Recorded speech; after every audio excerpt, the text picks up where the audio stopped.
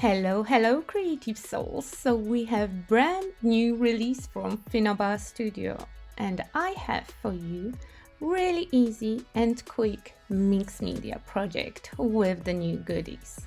It will be start to finish, step by step, so let's just do it, huh? My base is just regular cheap wooden board, nothing fancy, and then I have items from Time Traveler set. We have amazing fiber paper that is very sturdy and very resilient. Two kinds of effect paste. We will need some stencils, and we have amazing mica set. And to make my life easier, I made myself a little swatch to be able to see all the amazing colors of my mica. We also have three beautiful Finnabar waxes that I swatched on some loose castings. We will need some castings from Finnabar molds, and we will also use some new ephemera. Okay, to start with my project, I want to have a pretty background. So first, from the copy paper, I make myself a template that I used to cut out my beautiful paper to have a nice background that fits perfectly on my board. Almost perfectly. I have to trim it a little bit. You will find that the fiber paper is amazing paper for the beginners. It will work in the decoupage style projects or mixed media projects because it's very resilient. You can pull it, you can tag on it, you can reposition it, lift it up, put it back down as many times as you want. It will not budge, it will not fall apart. It's very user friendly. To secure it down on your base, you can use any adhesive that you will like. I started with heavy body gel, and then I remembered that I also have a soft mud gel. But if you don't have soft mud gel, don't worry, any kind of adhesive will work beautifully with the paper. Just apply a generous coat of the medium underneath your paper and then on top. And you can see that I can change my mind and reposition my background as many times as I want. To add some interest, I reached to my ephemera bag for some smaller elements, and I'm also securing them with mud gel or with any adhesive that you want into your background, just in the few spots to add a little bit of interest and variety in texture. Talking about texture, we are reaching to our kit for jewel sparkly paste, and I'm applying it through the stencil with my palette knife. Jewel paste is beautiful, sparkly, very fast drying paste. So remember, as soon as you're done with applying your texture, run to the bathroom and clean your stencil because we don't want to ruin it. I did switch up my stencils for variety of textures in my background, but you can use just one, or if you don't have any stencil, just apply a little bit of paste and smudge it with your palette knife for some texture. When we already have interesting background, time for the composition. I will glue all my elements with heavy body gel, and I'm using resin castings from Finnabar molds. If you don't like to use resin, feel free to use clay impressions from the molds. They will work just as good. Or if you didn't catch a mold bug quite yet, then go to your stash, pick some found objects that will create interesting and weird composition that your time traveler can sit on, and it will be perfectly fine as well. Heavy body gel is your best friend when you love dimensional mixed media pieces. When this product is dry, it will not budge, it will not move anywhere, it will hold any element no matter of the size or the weight of the element. Before it's dry, you can change up your mind. As you can see, I'm changing my mind all the time and moving my elements. Just remember to clean up all the excess, all the unwanted bumps of the gel before it will dry for nice and clean composition at this stage. When we are working with multidimensional composition and we are placing a lot of elements on top of each other, we have to keep in mind to give them enough support. So we don't want anything to wobble on our project. Make sure that everything is nicely secured, and then we can move on to the next step. In case something wobbles, just add a little bit more gel medium and you are just fine. And that is a quick look on my composition before we will move to the coloring. And just a quick note, all my elements are already black, but if yours aren't, just add a nice coat of the black gesso all over your composition to make working on the project further a little bit easier for yourself.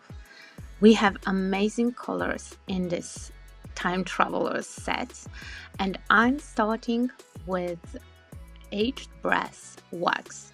I put it on my hand, then I load a nice soft brush with my wax, and I'm covering entire composition with a nice coat of my first color.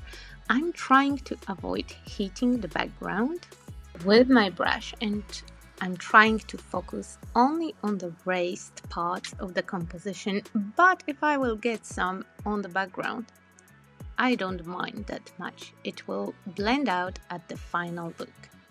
And now you can see how important it is to make your swatches before you start your project. I want to add a little bit of highlight, and I will use a mica from our set. I want the one that will stand out against the aged brass the most. Mica is amazing, sparkling, colorful product that you can use in multiple ways, but you need to stick it somehow. And here we are sticking it to the fresh layer of the wax. Wax is not very sticky, but it's sticky enough for mica to adhere to the freshly waxed surface. I'm just applying a little bit of the fresh wax on the element, and then I'm rubbing mica into the surface with my finger.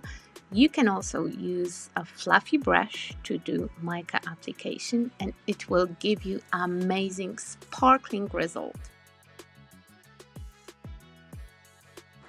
But both colors that I used are in that brassy family, so to bring some variety of the colors, I'm grabbing emerald wax from our set. I have a separate brush for each color of the wax to make blending easier. Emerald will give me amazing shading without any effort, and I'm going between two of my colors because waxes will blend with each other beautifully and create those middle tones and shades that are not quite brassy and not quite green. This way all your elements will have some highlights and shadows, and it will create some visual difference between the elements that will help every element of your composition to stand out. To make two of my little knobs stand out a little bit more, I will apply third color of the wax, burgundy, with the third brush, and I'm just focusing on those two elements this time without blending the red too much around. At this stage, I decided that my project needs some rusty look, so I used crushed crystals paste. This is transparent paste with a little bit of glitter. I found the shade of mica that will be the closest one to fresh rust, this very orangey bright color, and I'm mixing a little bit into my paste to create colorful paste / paint, and then I'm trying to create that rusty look. I'm trying to paint it, I'm trying to dub it on my project to build up the texture. I decided that it's not textured enough. It have perfect shade, but it's not enough of the texture to create that rust-like buildup. So I mixed in the same mica into my jewel paste, and I'm using both of those mixes in a different way. The one that I mixed with the crushed crystals, I diluted a little bit to use as a paint to create also rusty stains and splatters. And the one that I mixed with jewel paste, I'm dabbing with my brush to create that nice texture.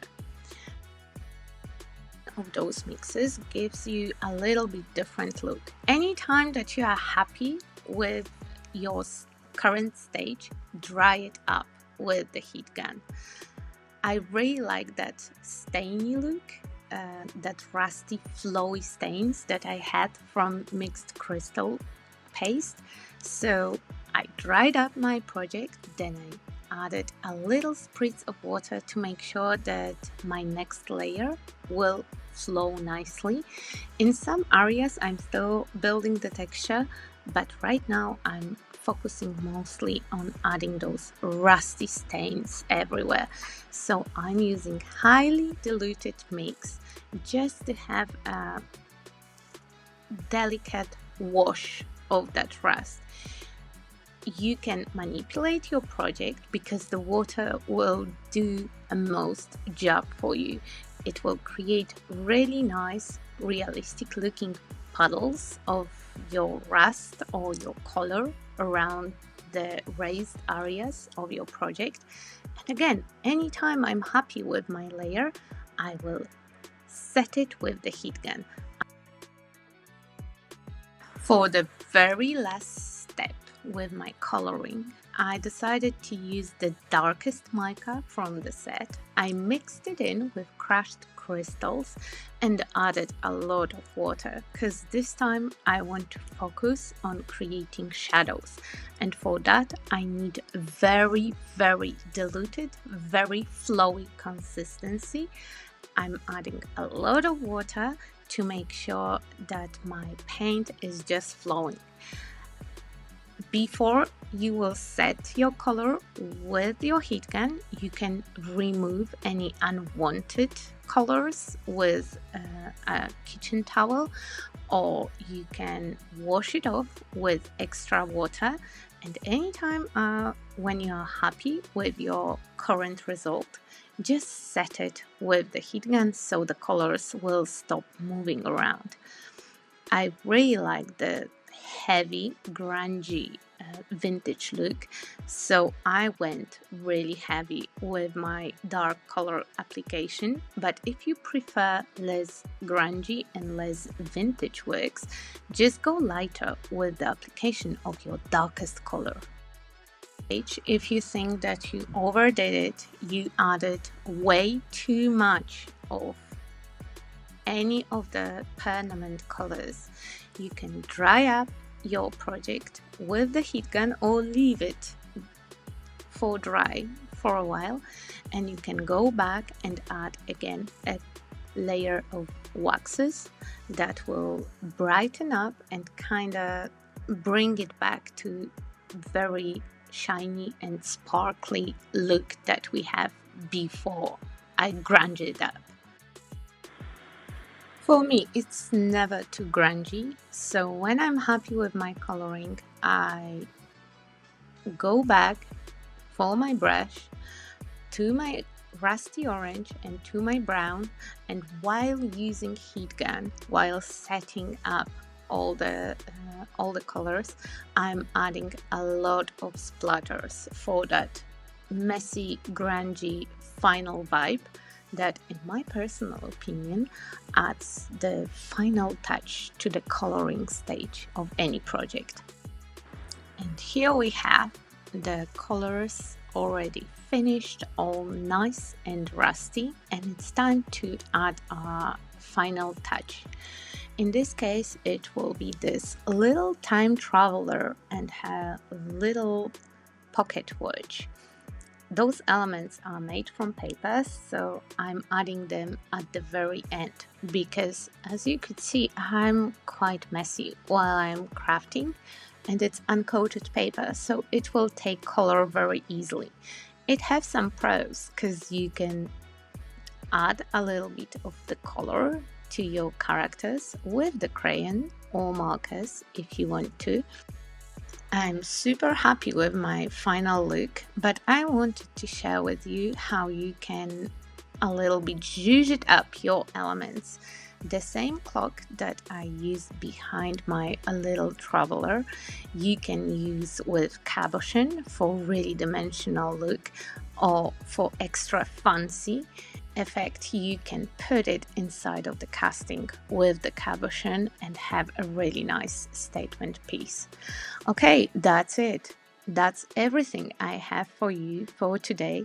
Thank you so much. I hope you enjoy my little tutorial. I had a blast creating that mixed media piece with new Finabar sets. Check them out in the description box. They are amazing products, not only for beginners, they beautifully composed kits that will make your crafty adventure easy breezy and fun. Okay, that's it. Thank you so much, and stay sparkly.